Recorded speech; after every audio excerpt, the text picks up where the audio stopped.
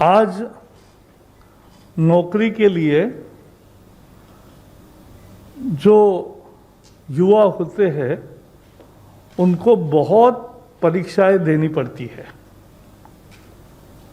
और उनको लगभग 20 रिक्रूटमेंट एजेंसीज है।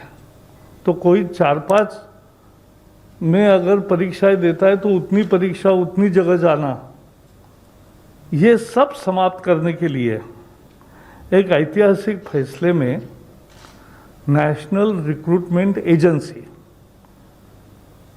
राष्ट्रीय भर्ती संस्था, ये परीक्षा लेने वाली कॉमन एलिजिबिलिटी टेस्ट ये लेगी और इसका करोड़ों छात्रों को लाभ मिलेगा। छात्रों को यानी युवाओं को लाभ मिलेगा जो नौकरी के लिए आवेदन करते हैं।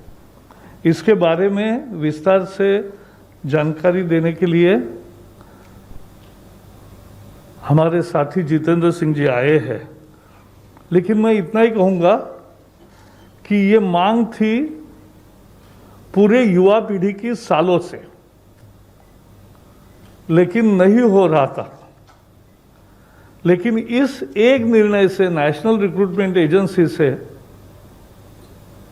एक परीक्षा, उससे उनकी तकलीफ भी दूर होगी, उनका पैसा भी बचेगा और मानसिक स्वास्थ्य भी ठीक रहेगा।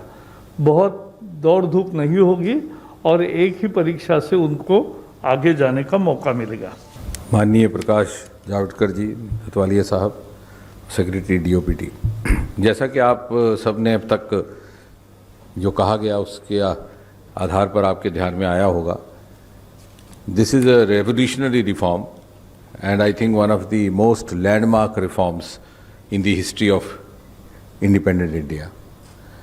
And it has been possible with the direct and the personal interest and intervention of Prime Minister Modi. आपने विस्तार में ये प्रेजेंटेशन देखी, तो संक्षेप में यदि आप मुझसे पूछें तो मैं ये कहूँगा कि this will reform which will bring in ease of recruitment, ease of selection, ease of job placement, and thereby ease of living, particularly for certain sections of society which are at a disadvantage on one account or the other. उदाहरण के तौर पर economically not so privileged strata और lower economic strata, जैसा कि बताया गया कि सारा साल जब सिलेक्शन के इम्तहान होते रहें और सेंटर अलग अलग रहें, तो इस इंट्रोजीनस देश में ये संभव नहीं रहता कि हर उम्मीदवार हर जगह अपने आप को उपस्थित कर पाए। एक इम्तहान नागपुर में, एक जबलपुर में, कलकत्ता में, तो वो बेचारा फिर चॉइस बनाता है कि वहाँ जाएं, वहाँ नहीं जाएं, और उसके माता पिता भी उसी तरह से they have to make a compromise. दूसरा वर्ग होता है जो दूर दराज के क्षेत्रों में रहते हैं, पूर्वोत्तर में, जो पहाड़ी राज्यों में, for the reasons of travel, for reasons of accessibility, and sometimes also the reasons of clash of dates, वो भी अपने आप को वंचित कर देता है, which is in fact also in a way depriving him of his right to try his luck. और तीसरा वर्ग जो हमारी महिला कैंडिडेट्स हैं, this has been our personal observation that many of the girl candidates, they forsake a selection test or a selection process simply because they have to travel to a different city where might be having some constraints of arrangement to stay, or they may not have a family member who can reliably escort them. तो parents ही कहते हैं कि बेटे रहने दो। तो उस सारी बातों को मद्देनज़र रख के, क्योंकि आपने इसके एडमिनिस्ट्रेटिव पहलू देखे, मैं इसके थोड़े से सामाजिक पहलू की दृष्टि से बात कर रहा हूँ। ये it will be a saving on the state exchequer, it will be saving on the personal cost, and it will be a huge convenience. So in other words, it is a combination of convenience and cost effectiveness. और जो 20 भारत सरकार की agencies हैं, उसमें अभी हमने प्रारंभ में 3 एजेंसीज़ को शामिल किया, आगे जाके बाकी भी होंगी। इन सब के अलग अलग चरण में टेस्ट होते हैं, लेकिन जो पहला रहता है, विच is more or less an elementary test, which is also known as a preliminary test, is by and large of a very common denomination and a general denomination, it's not a specialised test. तो जब एक merit list बन जाती है common eligibility test के आधार पर, that can be of utility to any of the agencies which can carry forward this recruitment process. जैसे आपके ध्यान में होगा, हालांकि वो इस बात के साथ तो नहीं है, लेकिन we have the experience of NEET, a common test for medical colleges, though that is for admission, this is for job placement, but that was also brought in by the Modi government.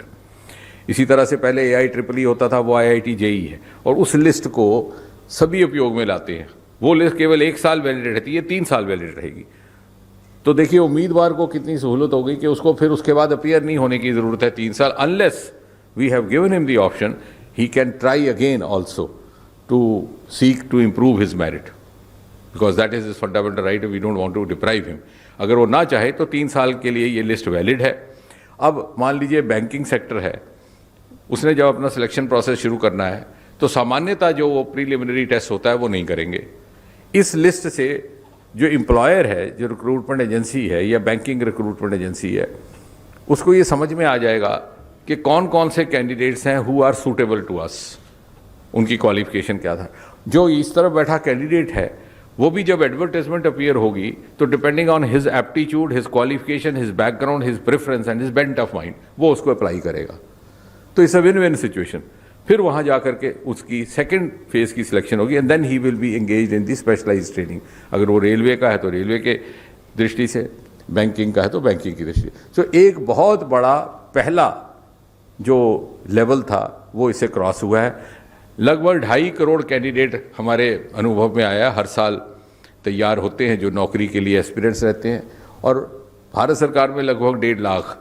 लेकिन what I wish to add is that this common eligibility list, which is also a common list, can be utilise even by the state governments.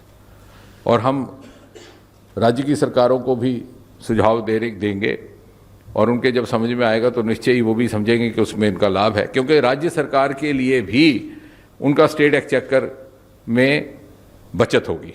So in fact this is in keeping with the cooperative federalism. We are in fact facilitating even the selection processes undertaken by the individual state governments. उनका state exchequer बचेगा, उनकी व्यवस्था बचेगी, एक चरण उनका cross हो गया। और इसी तरह आगे चल करके मेरी कल्पना ये है कि प्राइवेट सेक्टर भी इसको उपयोग में ला सकता है, जैसे कि अब हमने देखा एडमिशन्स के सिलसिले में हमारी दूसरी लिस्ट को लाया जाता है। इसमें 1 साल के अंदर 2 होंगे इस प्रकार के टेस्ट, जो बात छूट गई थी वो आपके ध्यान में रहे। और जैसा कि बताया गया है आपको कि 1000 centre to begin with and at least 1 center necessarily in each district, so that in other words you can put it that no candidate will have to travel outside his district, which is a huge relief for those who come from background like many of us who had never seen a train. Actually I had never seen a train before I went to a professional college. तो आप अनुमान लगाइए कि कैसा मुश्किल होगा उन बच्चों के लिए। तो सिर्फ अपने जिला हेडक्वार्टर और जहाँ जहाँ जनसंख्या अधिक होगी तो जिला में 1 से अधिक भी ये इस प्रकार के हो सकते हैं। और इसके अलावा एज रिलैक्सेशन में और जो बाकी सुविधाएं हैं उसमें कोई अंतर नहीं है। The age bar he can try as many times as he wants till his age permits. जो दूसरी कंसेशंस हैं फीस इत्यादि की वो भी वैसी रहेंगी, बल्कि एक इसमें फर्दर इम्प्रूवमेंट ये है कि पहले एक ज़माने में सिर्फ 2 लैंग्वेजेस में टेस्ट होता था, अब ये 12 लैंग्वेजेस में होगा। And gradually we'll go on increasing the number of languages so that we can try to include as many languages as possible from the 8th schedule. इसके अलावा अगर आप कुछ और इसके बारे में चर्चा करना चाहें, and of course this will be a saving on the exchequer. We will have a national recruitment agency headquartered in Delhi, जो बात रह गई, जिसके एक चेयरमैन रहेंगे और chairman will be of the stature of the Secretary of Government of India. धन्यवाद sir. अभी हम आपसे कुछ क्वेश्चन ले सकते हैं। I think 29।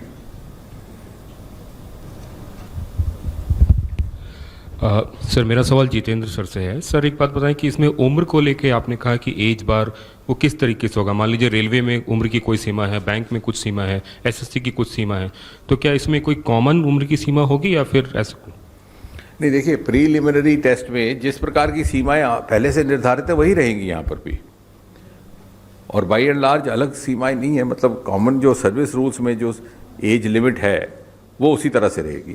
भले अब जैसे शेड्यूल कास्ट कैटेगरी के लिए थोड़ी सी एज लिमिट अलग है, कुछ दिव्यांगों के लिए अलग है, तो that rules remains as it is, that has not been touched. This is only to bring in ease of selection by overcoming one stage, first stage, और बाकी किसी चीज़ को नहीं छेड़ा गया। 52। मेरा सवाल जितेंद्र सर से है। सर जिस तरह से एनटीए बना था आज से 2-3 साल पहले, तब जो है स्टूडेंट्स को टेक्नोलॉजी से अप्राइज करने के लिए उन्हें मॉक टेस्ट भी देने की इजाज़त दी गई थी, और ताकि वो कंप्यूटर वगैरह से फेमिलियर हो जाए।